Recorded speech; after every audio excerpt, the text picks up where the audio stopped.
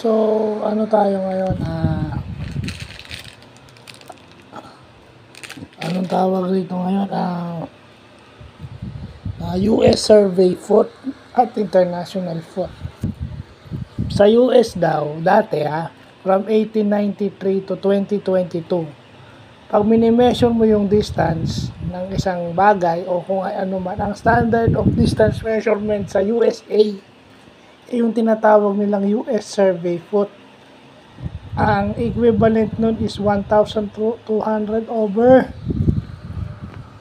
3,937 na pagka nilagay mo sa calculator, ang equivalent nun is 0.304800606096.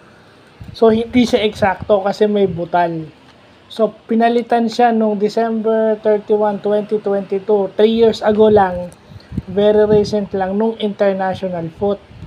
Na kapag translate mo siya into decimal, eksaktong 0.3048. Kasi alam natin na 1 meter is equal to, yung feet to meter is equal to 0.3048 feet. So, doon pala nakuha yan. No, may difference yan na 1/100 foot per mile. So, ginawa na lang nila na eksakto.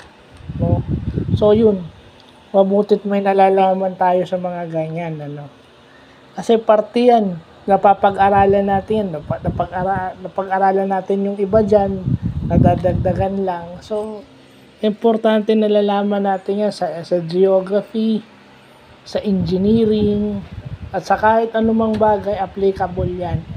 So, hindi tayo dapat mangimi na pag-aralan yung mga yan kung kinakailangan. No? Pinalitan na siya ng international foot na may na 1/3. Okay, 1/3 daw ito ng international yard na susunod natin iba-vlog. Okay? May mga ganyan pala, no? So, alam na natin yung origins nung yung 1 foot is equal to 0.3048 o 30.48 centimeters. Yun pala yung origin yan. So, ginawa lang nilang mas eksakto. Dahil dun sa pagkakaiba ng US survey foot at international foot. Okay? So, yun yung magandang natututunan natin, May extension na naman. Kaya nga nung tinuturo ni Sir Alfred yun, naalala ko yung mga ganun, yung mga conversion of units. High school pa lang ako si Sir Randy. Sabi ko, kailangan matandaan ko yan. Hindi, importante naman talaga sa buhay yan. Importante sa buhay yan. So, yun lang po.